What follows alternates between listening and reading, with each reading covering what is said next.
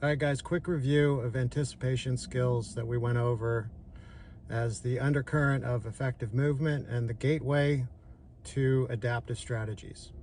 It's about reading your opponent, using your memory so you can have situational awareness and so you can see the future.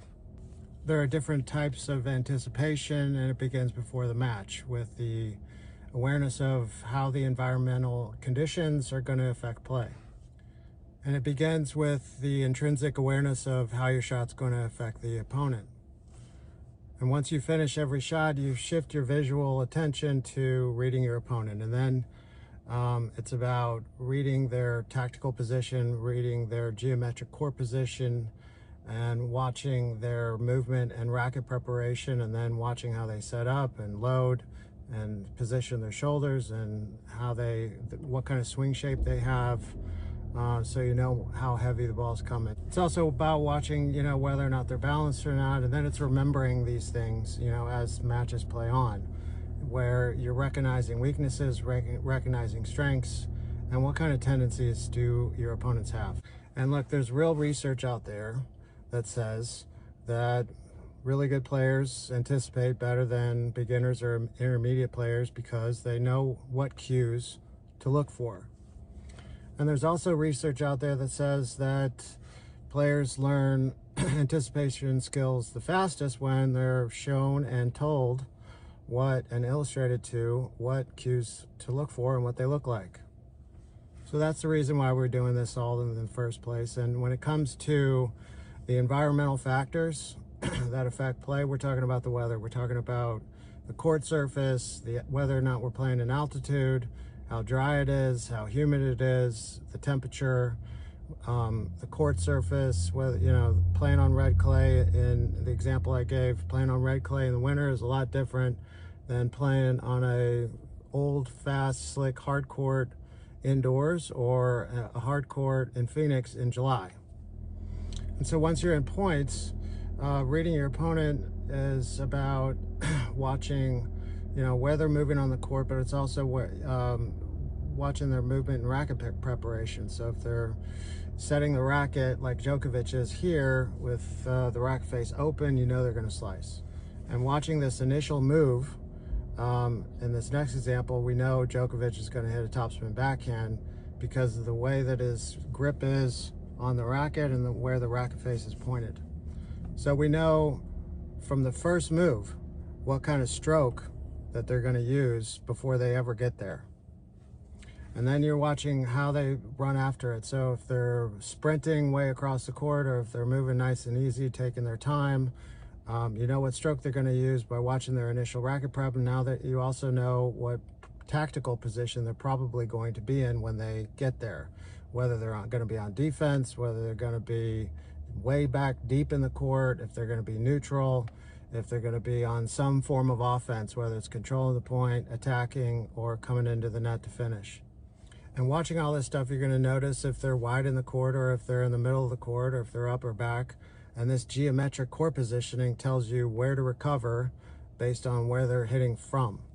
Now, if I'm watching all this, one of the things I'm going to notice when it happens is I'm going to know before they even get to the shot if my opponent's going to be on defense or not. So that's going to affect probably what I'm going to do before they get to their shot and hit it, and probably what I'm going to do with the shot if they get it back on my end. So for example, I know if they're going to be on defense, then I'm going to either recover back right up on top of the baseline, or I'm going to do what we call the sneak attack. And here are some examples of that.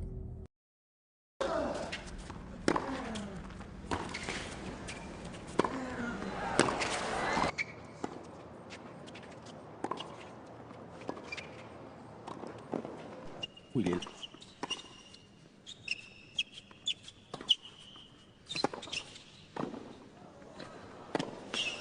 Oh, c'est bien.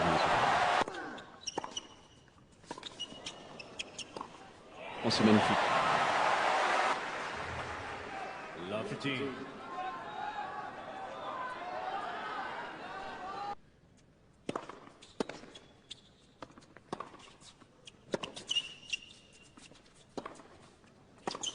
Non, mais là, tu t'exposes.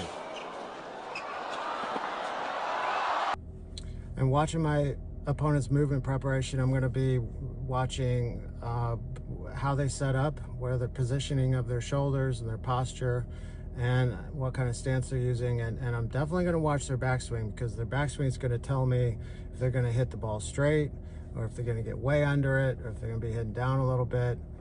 Because the lower they drop the racket, the higher they're going to swing, and the less they do, the straighter they're probably going to go through it. So that's going to tell me what kind of arc and shape there is potentially going to be happening when they swing through the ball.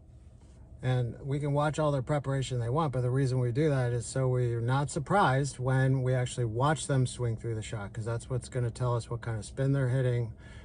It's going to tell us how fast they're swinging, which tells us how heavy the ball's coming or not, or how slow, how much spin, what kind of spin, whether it's side spin, top spin, underspin, or how much of it is coming. And this is going to also help us stay poised, because nothing's going to be surprising if we're going to be watching all of this transpire. It's watching them swing through the shot is also going to inform us when to initiate our split step. So watching all this stuff is going to help you be faster on the court. It's going to help you know what's coming, and that's going to inform you what to probably do and what kind of choices you're going to be making with the shot selection and all that stuff. But it's also going to give you the platform for noticing tendencies in your opponent, noticing weaknesses in your opponent, noticing our strengths that they have. So it doesn't mean, if you don't know them, that you're going to be right all the time when you watch the first few shots of something that they do. But you can start collecting data points that over time, when you have a cluster, now you can make real conclusions and start adapting your own strategies. And as you notice these kind of tendencies, you could start to, simplify the process of who is my opponent. There are only three kinds of players in the world. There's the all-court player. This is a player who is dying to be in control of the point right now. And this is a player who is going to spend almost as much time at the net as they are the baseline. This is the player that is pretty good at everything and not great at anything, usually. And then there's the aggressive baseliner. This is a player that doesn't necessarily want to go to the net unless it's to shake hands, but they want to control the point, and they want to control the point right now. And this is the player that's usually flirts with being too impatient, that likes to hit hard from the baseline with their forehands and backhands. They like topspin, and they like ripping the ball. And these are the kind of people that don't necessarily like to be slicing a lot and coming into a lot, and don't have a lot of variety. Then there's the counterpuncher, and this is a player that, and I've coached many of them, that they don't care if they're in control of the point or not. One of the players that I worked with for years, that graduated a couple years ago from a D1 college, told me exactly that. When I asked him if it mattered to him whether or not he was in control of the point, he's like, no, it doesn't really matter to me. I'd go either way on that. And categorizing these guys can help you get organized with what kind of tendencies and strengths and weaknesses they may have, if you're able to do, you're playing somebody you never played before. So when it comes to looking for weaknesses, and you're playing somebody you haven't played that much, or you haven't played them before at all, and you've never seen them before, look for extreme grips. Look for what do they normally do in this situation or that situation, and you want to start to develop a serving strategy first, and where do I want to hit my returns second. This is where you start, and then you start asking yourself, can they slice? If they can't slice, they can't volley. You want to start asking yourself, do I want to start bringing them into the net a little bit? If you see one of their wings is clearly weaker, that's not just a place you want to hit returns and serve a lot to, but that's probably a place that you want to make them hit passing shots on and start coming in on their weak backhand, or whatever the case may be. And then you want to start looking, are they comfortable moving up and back? Are they more comfortable moving to their right, less comfortable moving to their left? Things of that nature. But the bottom line is, the better your anticipation is, the more reps that you have, individual reps that you have of watching them play. And this is a scouting that you can be doing. If you haven't scouted them before the match, you should be scouting them as you play in the first set of the match that you're playing them. So you can start to recognize, can the guy hurt me? If so, what with? And how can we combat that? You know, if the guy's got a good forehand, is it better on his inside out, or is it better when he's moving to his right? Because a lot of guys have better forehands in the at court when they're righties, and less so in the deuce court. And then if he can't hurt me and I can just play however I want, that's good information too, because that way I don't have to cater anything and start to come up with an adaptive strategy. Or should I do, you know, how can I match up my strengths against their weakest points? You know, these are all things that lead into the very simple idea of whatever level this guy is at, how can I make him worse and play my best at the same time? You got two jobs, not one.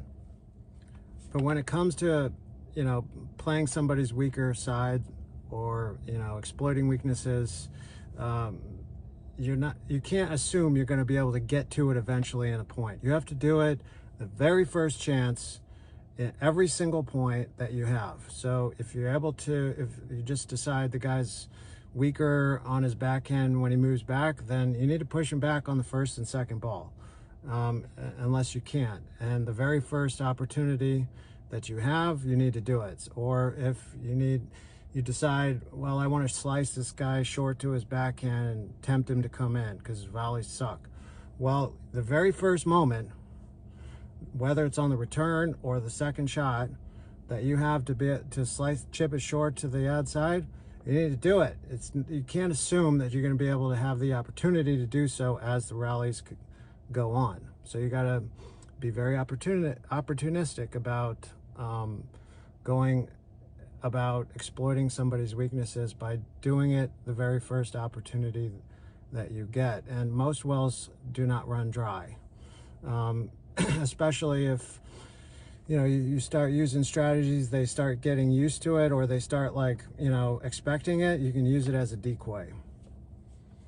But the more that you guys define what is my opponent's favorite stuff to do, that'll help you define what their least favorite things to do are, and then you can make them do it over and over again. And you can not just look to, you know, take care of yourselves and take care of your own side of the net so you can play the best that you can that day, but you can make them a little bit worse. In a lot of cases, you can make them a lot worse.